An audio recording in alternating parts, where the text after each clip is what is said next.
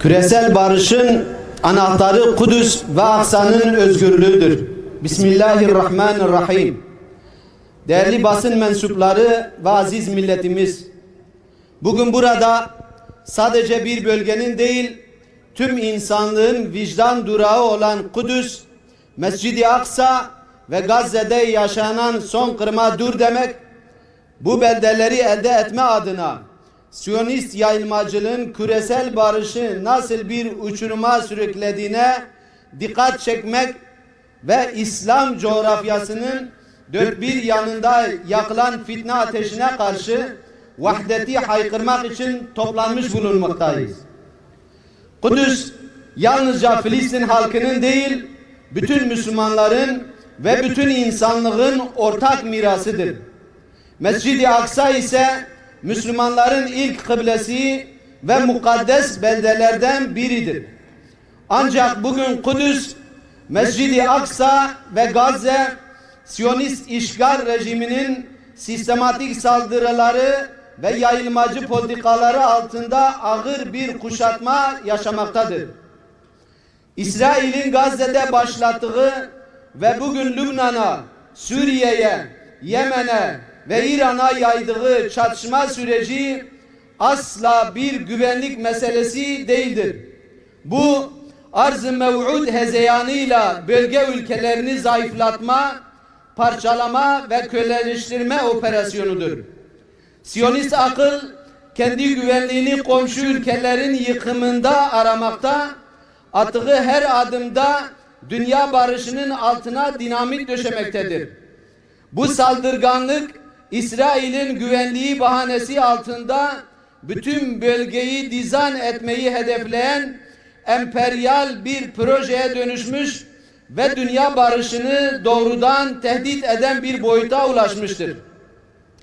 Şurası açıktır ki mesele sadece Filistin meselesi değildir.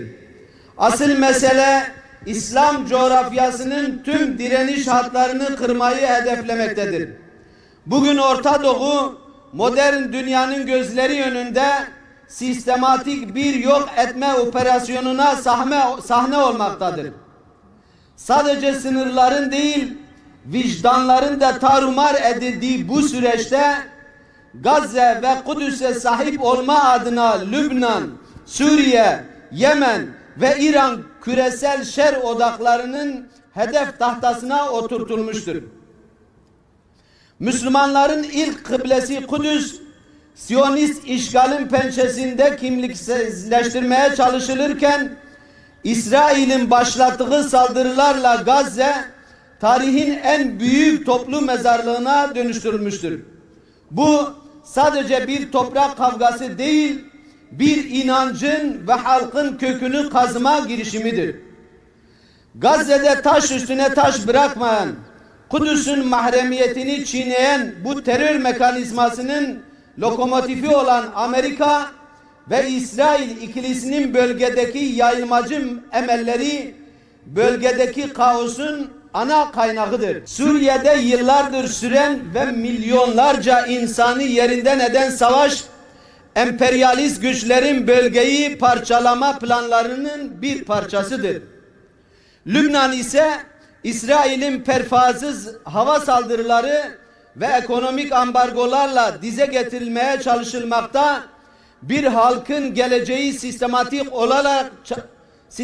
olarak çalınmaktadır. Yemen, Afrika destekli operasyonlar ve bitmek bilmeyen ambargolar nedeniyle 100 yılın en büyük insani dramını yaşamaktadır. Çocukların açlıktan öldüğü, salgın hastalıkların pençesinde kıvranan bir halk, küresel güçlerin bölgedeki hakimiyet savaşlarına kurban edilmektedir. Emperyalist güçler ve onların bölgedeki karakolu olan İsrail, bugün İran'ı doğrudan hedef alarak küresel bir savaşı tetiklemekten, bölgeyi topyekun bir yangın yerine çevirmekten çekinmemektedir. Dünya da şunu çok iyi bilmelidir ki bu yangın bölgeyle sınırlı kalmayacak, kendilerine de sıçrayacaktır. Amerika ve İsrail ikilisi uluslararası hukuku ayaklar altına alarak dünyayı bir orman kanunu düzenine sürüklemektedir. Birleşmiş Milletler kararlarını hiçe sayan, okulları, hastaneleri ve mülteci kamplarını vuran bu saldırganlık küresel enerji hatlarını tehdit etmekte, dünya ekonomisini telafisi güç krizlere sürüklemekte, 3. Dünya Savaşı riskini her geçen gün daha gerçekçi bir tehdit haline getirmektedir. Ancak bu saldırganlığın arkasında yalnızca İsrail ve Amerika yoktur. İngiltere de vardır. Özellikle Amerika ve İngiltere'nin siyasi, diplomatik, lojistik ve askeri desteğiyle yürütülen bu süreç Filistin'deki zulmün sürmesine zemin hazırlamaktadır. Tarih bize bir kez daha göstermiştir ki küfür tek bir millettir. Bu şer ittifakının içinde Amerika ön plana çıksa da İsrail'in arkasındaki en büyük destekçilerinden biri de tarihin sahnesindeki fitneci rolünü yeniden üstlenmiş olan İngiltere'dir. Sömürgeci geçmişiyle maruf olan İngiltere bugün maskesini tamamen düşürmüştür. Sadece İsrail'e diplomatik destek vermekle kalmamış, İran'a yönelik saldırılarda askeri üslerini açarak ve istihbarat desteği sağlayarak doğrudan taraf olan İngiltere, bu zulmün ortağı ve bölgedeki kanın asli sorumlularındandır. Dün Filistin'i Siyonistlere teslim eden Balfour Deklarasyonu'nun mimarı olan kirli zihniyet, bugün de Gazze'de ve bölgede dökülen her damla kanda pay sahibidir. Zulüm karşısında sessiz kalmak, zalimin safında yer almaktır. Tüm bu saldırılar göstermektedir ki zulmün rengi, dili veya sınırı yoktur. Batılı güçler ve Siyonist akıl İslam coğrafyasını zayıflatmak için tek bir vücut gibi hareket etmektedir.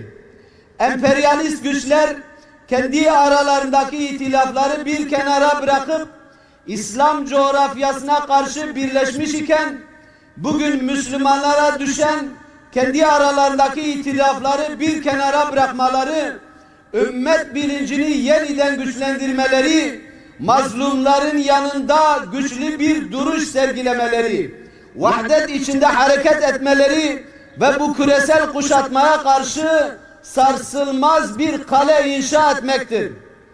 Gazze'de dökülen kan ile Yemen'de açlıktan can veren çocuğun feryadı birdir. Gazze'nin okullarında bombalanan çocuklarla Tahran'ın okullarında bombalanan kız çocukları birdir. Dünya Kudüs Günü vesilesiyle buradan tüm İslam alemine sesleniyoruz. Zulme sessiz kalmayın. İşgale karşı sesinizi yükseltin. Mazlumların yanında durun. Bunun için vahdet şarttır. Mezhebi ve siyasi ayrılıklar Siyonist kurşunlardan daha yıkıcıdır. Tek yürek ve tek bilek olma vaktidir.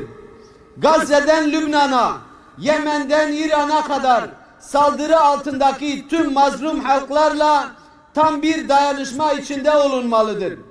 Siyonizme ve onun en büyük destekçileri olan ABD, İsrail ve İngiltere'ye yönelik etkili, sürdürülebilir bir ekonomik boykot uygulanmalıdır. Aksa bir onur meselesidir. Kudüs'ü savunmak sadece Filistinlilerin değil, La ilahe illallah diyen her ferdin boynunun borcudur. Şu bilinmelidir ki Kudüs ve Aksa özgürleşmeden ne bölgeye ne de dünyaya huzur gelmeyecektir.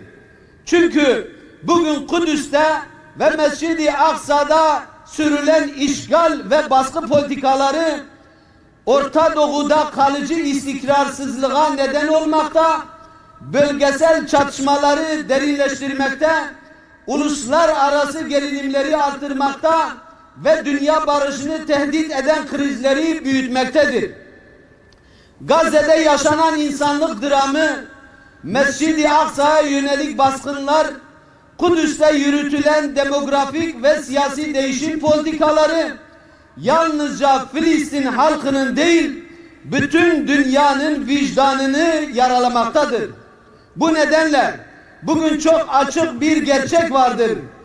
Kudüs'te adalet sağlanmadan dünya barışının kalıcı olması mümkün değildir. Mescid-i Aksa'nın özgür olmadığı, Filistin halkının kendi topraklarında özgürce yaşamadığı, işgal ve zulmün devam ettiği bir dünyada gerçek ve kalıcı bir barıştan söz etmek mümkün değildir. İşte bu nedenle bugün buradan bir kez daha ilan ediyoruz. Kudüs'ün özgürlüğü yalnızca Filistin'in meselesi değil, insanlığın ortak barış meselesidir. Mescid-i Aksa'nın özgürlüğü yalnızca Müslümanların meselesi değil, insanlık onurunun ve uluslararası adaletin meselesidir. Bizler inanıyoruz ki Kudüs'te zulüm bittiğinde, Mescid-i Aksa özgürlüğüne kavuştuğunda, Filistin halkı kendi topraklarında özgürce yaşayabildiğinde, yalnızca Orta Doğu'da değil, dünya genelinde barışın önü açılacaktır. Bu nedenle bugün Dünya Kudüs Günü vesilesiyle çağrımız şudur: Kudüs özgür olmalıdır. Mescid-i Aksa özgür olmalıdır. Filistin özgür olmalıdır. Çünkü biliyoruz ki küresel barışın anahtarı Kudüs ve Aksa'nın özgürlüğünden geçmektedir. Peygamber Sevdaları Vakfı olarak diyoruz ki Kudüs sadece bir şehir değil, bir imandır. Mescid-i Aksa sadece bir cami değil, bir davadır. Siyonizm ve emperyalizmin bu topraklardan sökülüp atılması için tek çare ümmetin vahdetidir. Bizler haksızlık karşısında susan dilsiz şeytanlar olmayacağız. Kudüs'ün özgürlüğü insanlığın özgürlüğüdür. Siyonist işgal ve onun İngiliz-Amerikan destekli ortakları tarihin çöplüğüne gömülene dek mücadelemiz sürecektir. Zulüm ilelebet devam etmez. Zalimlerin sonu yakındır inşallah.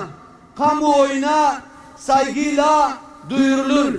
Zalimlerin korkusu, Muhammed'in ordusu. Zalimlerin korkusu, Muhammed'in ordusu.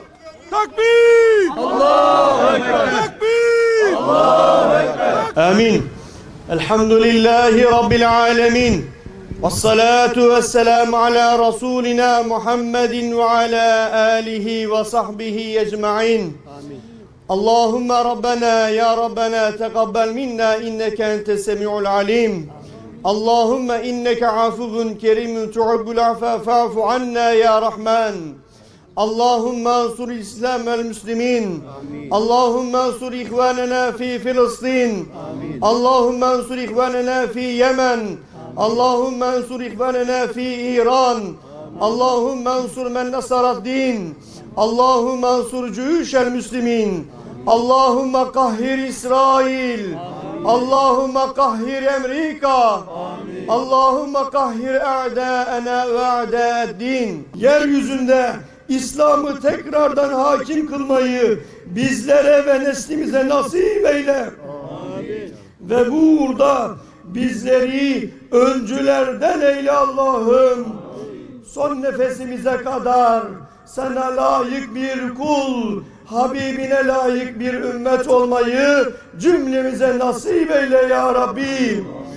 Müslümanca yaşayacağımız nice bayramlar yaşamayı hepimize, bütün İslam alemine nasip eyle ya Rabbi. Amin. Ve selamun alel murselin. Velhamdülillahi Rabbil alemin. Rıza lillahil Fatiha.